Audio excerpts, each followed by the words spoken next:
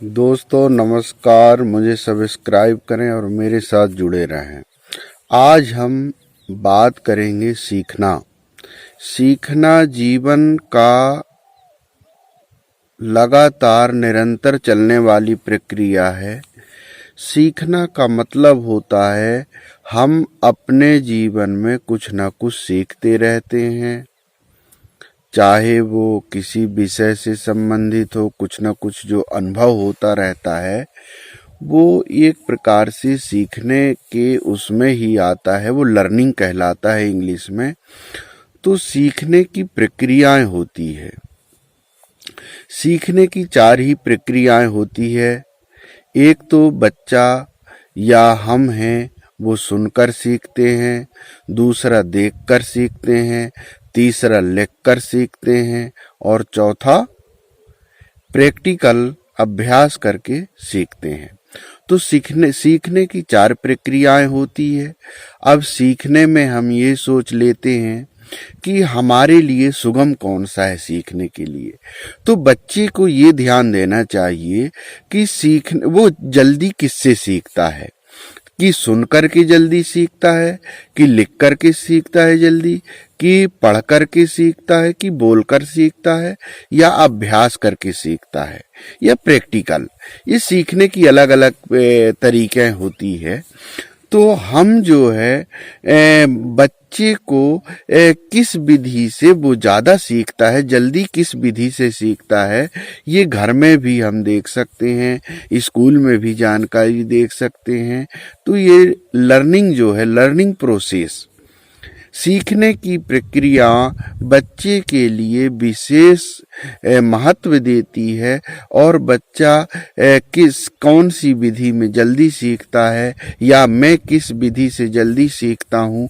मैं भी यदि छात्र हूँ तो मुझे ये सोचना है कि मेरा दिमाग जो है, मैं जो सीख रहा हूँ, जो पढ़ रहा हूँ, याद कर रहा हूँ, लिख रहा हूँ या कार्य कर रहा हूँ, वो किस तरीके से मैं जल्दी कर लेता हूँ। तो प्रैक्टिकली में क्या होता है कि बच्चा जब प्रैक्टिकली करता है तो वो अभ्यास में आ जाता है।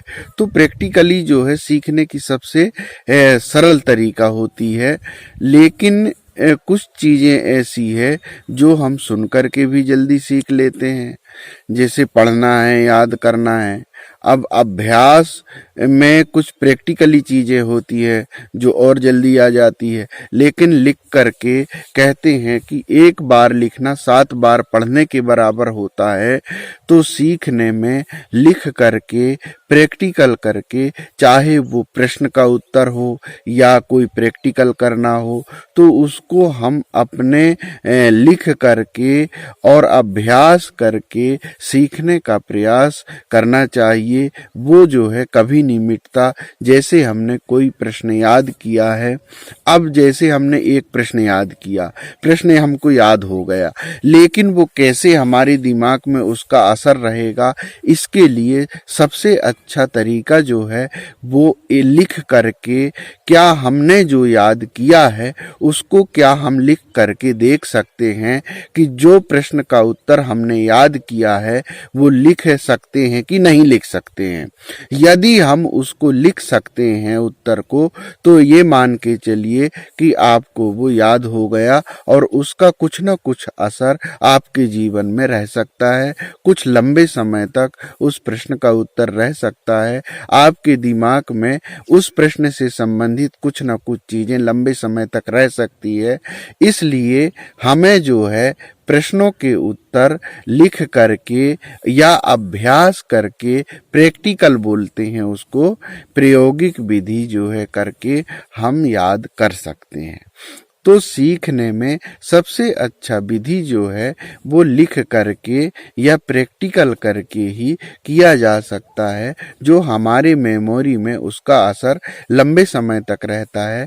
ऐसा करने से हमारा जो है विश्वास बढ़ता है और हम आगे बढ़ने में हमको सरलता होती है और हम अच्छे प्रतिशत के साथ कक्षा में पास हो जाते हैं, अच्छे अंक आते हैं और हम आगे बढ़ते रहते हैं। हो गए दोस्तों, नमस्ते। सब्सक्राइब कर